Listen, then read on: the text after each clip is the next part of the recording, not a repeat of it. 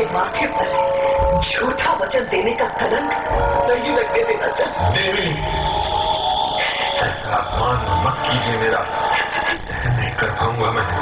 तो ठीक है महाराज, मुझे दोनों वर चाहिए। पहला, भरत को राजगद्दी, और दूसरा, राम को 14 वर्षों का वनवास।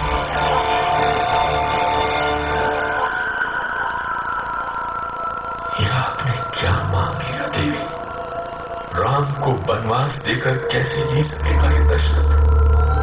इससे तो तुम मेरे प्राण ही मांग लेते। महाराज, महाराज, ये क्या हो गया आपको? कोई है? अरे कोई है?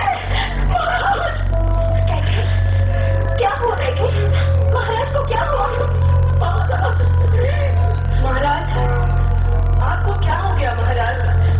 आप कुछ बोलते क्यों नहीं? कुछ बोलिए ना, ईश्वर के लिए कुछ बोलिए।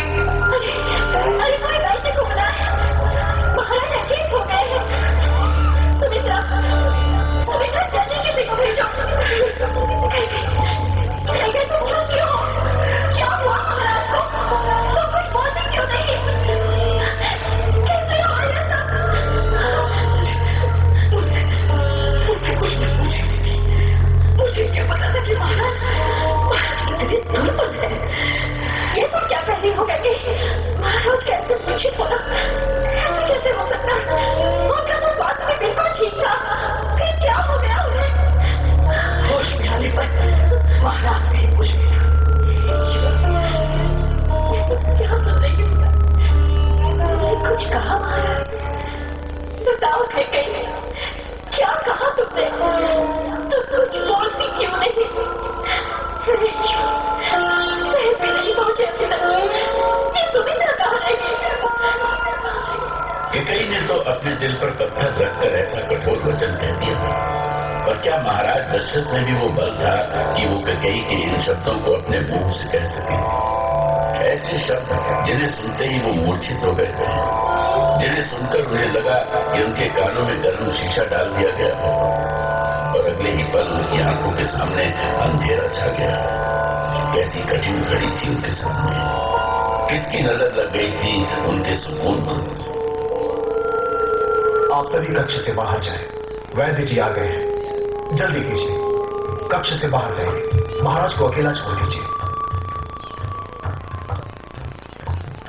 महाराज के मन को गहरा धक्का लगा है, पर चिंता न करें मंत्रीवर, मैंने औषधि दे दी है।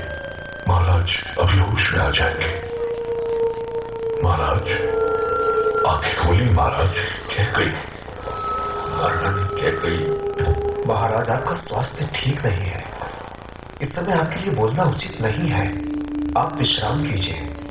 मैं ठीक हूँ, मुझे कैकेयी से बात करनी है। सुमंत जी, आप महारानी कैकेयी से महाराज को बात करने दें। हो सकता है उनसे बात करके ही महाराज के मन को शांति मिले। कैकेयी, तुम आ गई कैकेयी? मैं आ गई हूँ महाराज। क्या कहना चाहते हैं आप? तुम कोई और वर मांग लो, मैं ना नहीं करूंगा। मुझे जो मांगना था मांग चुकी हूँ। आप अपने वचन से पीछे हटकर रघुकुल को कलंकित करना चाहते हैं तो आपकी इच्छा। राम को वनवास देकर मैं अपनी दृष्टि से गिर जाऊंगा कैकेयी, और प्रजा को क्या जवाब दूंगा मैं? एक बार फिर सोच लो कैकेयी। एक बार नहीं, 100 बार सोच चुकी हूँ महाराज। आप जानते हैं कैकेयी अपना मन नहीं बदलती। राम ने तुम्हारा क्या बिगाड़ा है? क्या तुम उसे पुत्र नहीं मानती? क्या वो तुम्हें मां नहीं मानता? मुझे सच कहने के लिए विवश मत कीजिए महाराज। मैं आपको लज्जित नहीं करना चाहती। जो आवरण पड़ा है उसे पड़ा रहने दीजिए। कैसा आवरण? ये किस आवरण की बात कर रही हो तुम? क्या ये राज्याभिषेक आप जानबूझकर भरत की अनुपस्थिति में नहीं करना चाहते थे? बस कैकेयी, बस। अब मैं कुछ सुनना नहीं चाहता। तुम जो चाहती हो वही होगा, पर बस ईश्वर से मेरी यही प्रार्थना है कि राम को वनवास देने से पहले वो मेरे प्राण ले ले।